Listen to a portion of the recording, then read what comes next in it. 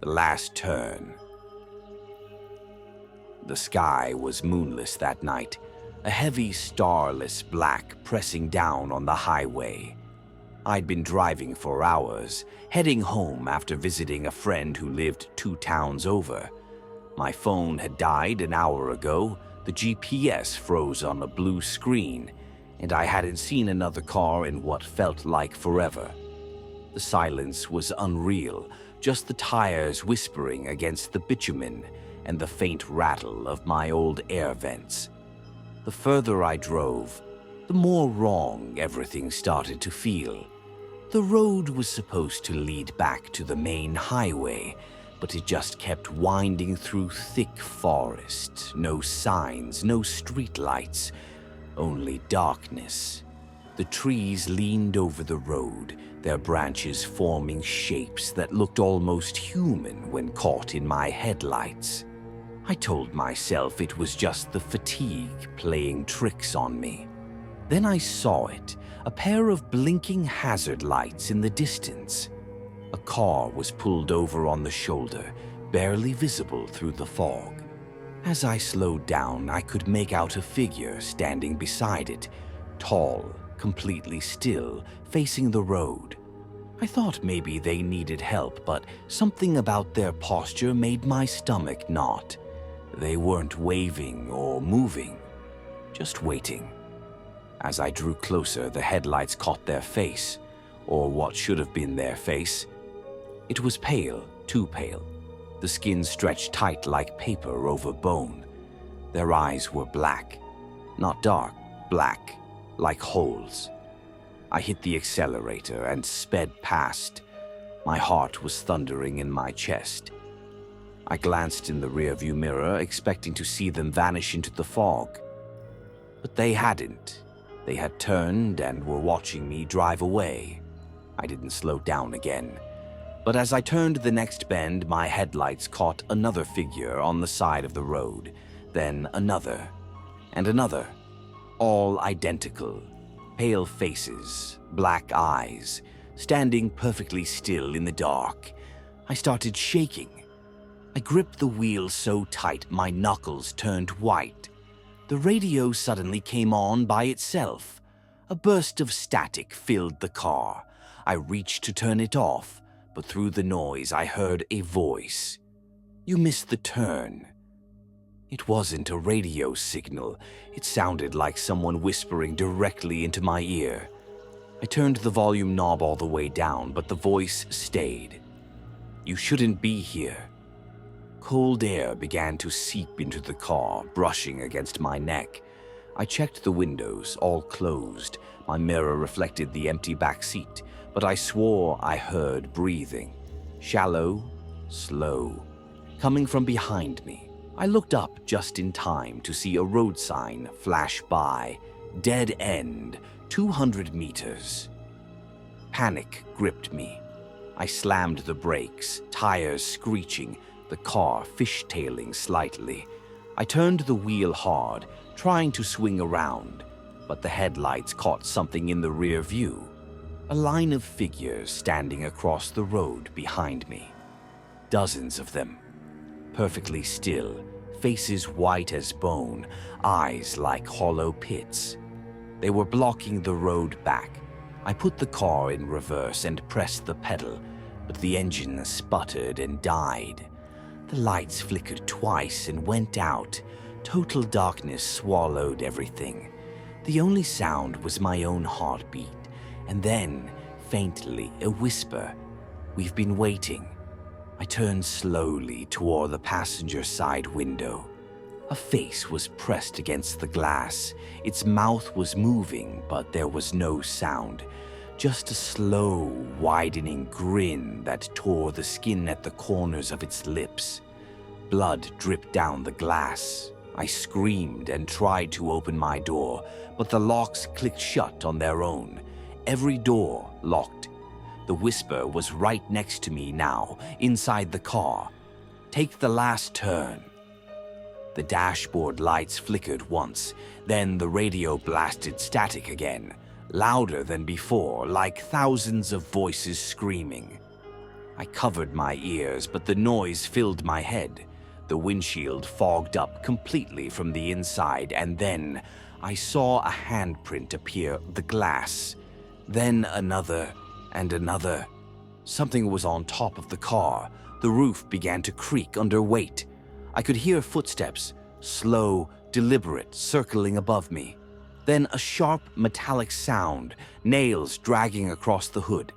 The static stopped. Silence. Then, my door unlocked. Cold air rushed in, carrying the smell of dirt and rot. A shadow moved just outside the doorframe. I remember whispering to myself, "Please, no," before the door creaked open on its own. The last thing I saw was that pale face leaning in, upside down from the roof, its eyes inches from mine. When they found my car the next morning, it was in a ditch off a dead-end road. Engine dead, lights shattered, and the driver's side door wide open. No footprints, no sign of me. Only one thing left inside. My phone sitting on the passenger seat, screen cracked, recording still running. The final few seconds of audio, just a faint whisper. He finally took the turn.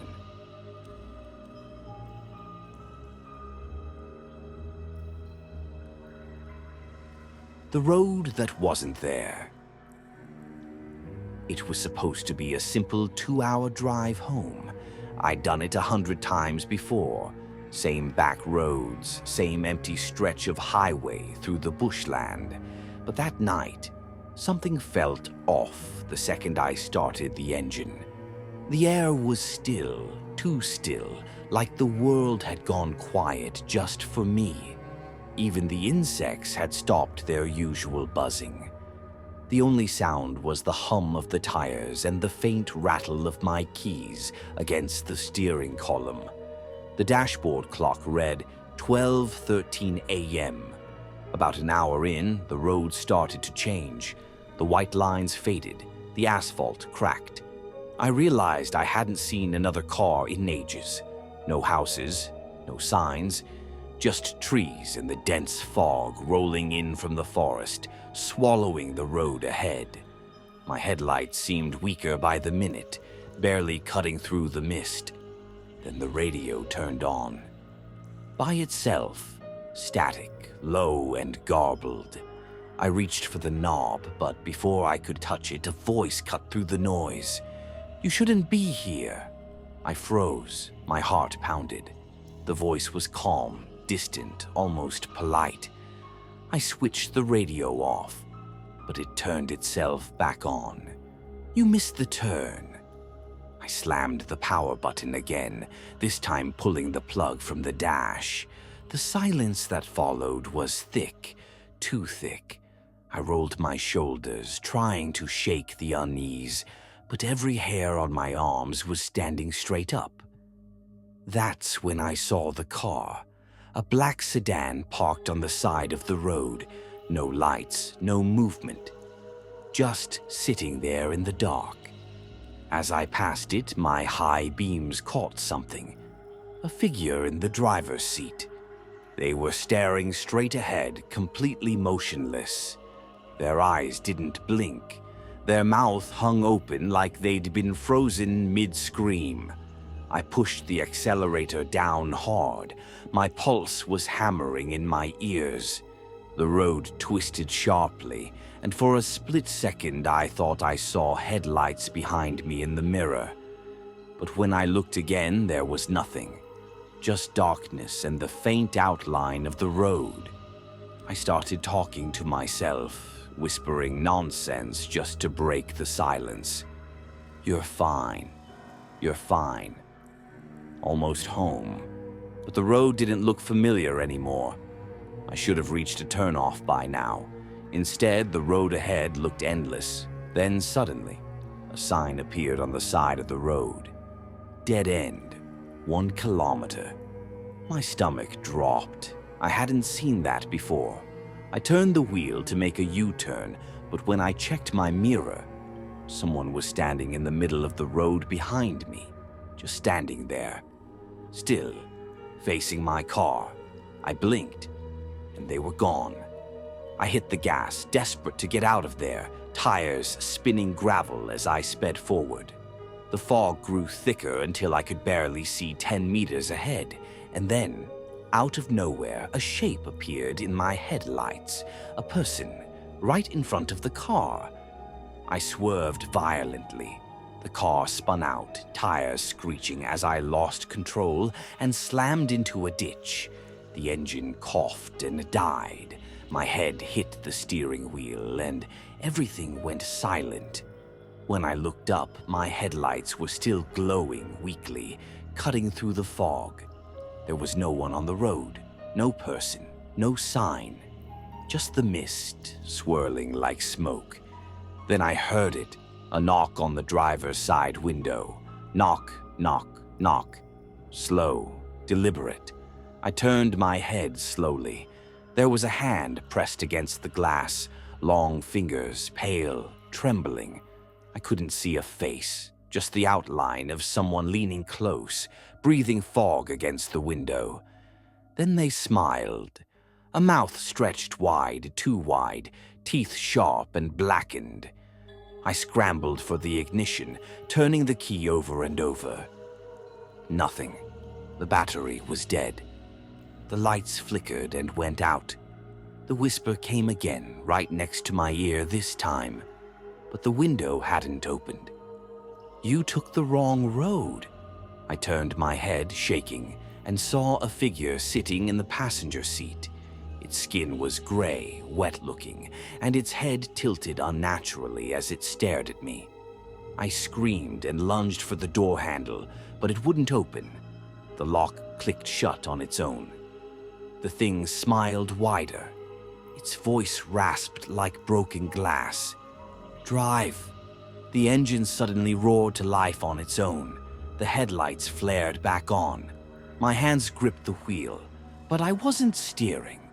The car started moving, fast, straight ahead down the dark road, as if something else had control. The fog outside shifted, and through it I saw shapes. People walking alongside the car, keeping pace. Dozens of them, all with the same gray skin and hollow black eyes. Then, through the mist, the road simply ended. A cliff, a jagged drop into nothing. The figure in the passenger seat leaned close to my ear and whispered, almost tenderly, "Now you're home." I tried to pull the wheel, but it didn't move. The car accelerated. The fog swallowed everything. They found the wreckage 2 days later at the bottom of a ravine. My phone was still recording the last sound, a faint whisper, before it cut off completely.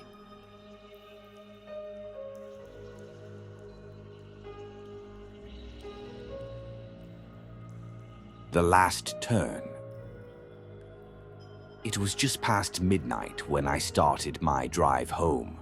The rain had stopped hours ago, but the road still shimmered with a thin film of water that caught the beams of my headlights like veins of glass. The highway stretched ahead, silent, endless, swallowed by fog so thick it looked like the world had been erased. I wasn't supposed to be on this road. The GPS had lost signal 20 minutes ago, and my phone battery had died right after. I'd missed a turn somewhere, ended up on this forgotten stretch through the hills. I told myself it didn't matter. I just needed to keep moving. I'd find the main road eventually. The silence pressed in. No cars, no lights. Just the hum of my engine and the faint static from the radio that had long since stopped picking up any stations. My eyelids felt heavy. He'd been driving for hours, and every shadow seemed to flicker at the edge of my vision. Then, out of nowhere, a figure appeared in the road. I hit the brakes so hard the seatbelt dug into my chest. The tires screamed against the wet asphalt, the car skidding sideways before jerking to a stop. My breath came out ragged, fogging the windshield. But when I looked up again, the road was empty. Nothing. No one. The fog hung thick and motionless. My pulse pounded in my ears. For a moment, I thought I saw movement just beyond the edge of the light. A shape standing by the guardrail. I leaned forward, squinting. The shadow twitched, then dissolved into the mist. I laughed shakily, more to break the silence than anything else. "Get a grip," I muttered. "You're tired." That's all. I shifted back into drive and kept going, slower this time. The fog got worse, curling against the windshield, swallowing the road signs until I could only see a few feet ahead. My high beams cut 2 narrow tunnels through the gray, and everything beyond them looked like moving smoke. I don't know when I started hearing the sound, a faint tapping, light at first like rain on the roof, then heavier, more deliberate. I looked up. The sound was coming from the back window. My heart seized. I forced myself not to turn around, gripping the wheel tighter. The tapping grew louder, faster, now scraping, like fingernails dragging down glass. I pressed the accelerator. The car roared forward, the sound fading behind me. But the mirror caught something, a face, pale, expressionless, watching me from the back seat. I screamed and swerved, nearly losing control. When I dared to look again, nothing. The back seat was empty. My reflection in the rear view stared back, pale and wild-eyed. Then the radio clicked on by itself. Static filled the car, broken by a faint, whispering voice. "You shouldn't have stopped."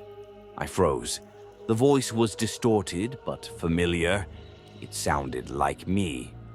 The headlights flickered, and in the brief darkness, I saw the road ahead twist unnaturally, turns that hadn't been there before.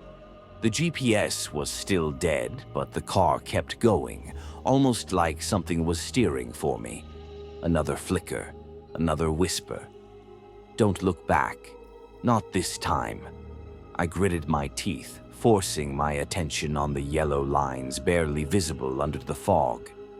Then I saw flashing lights up ahead, a car on the roadside, hazard lights blinking weakly through the mist.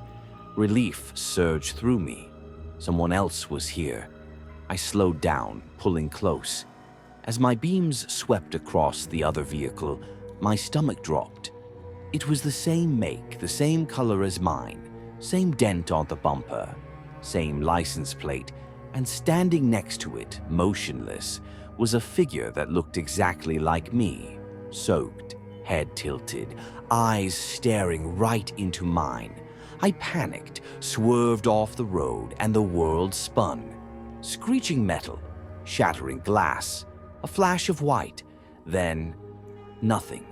When I opened my eyes, the car was perfectly still. The engine hummed softly. I blinked, dazed, trying to steady my breathing.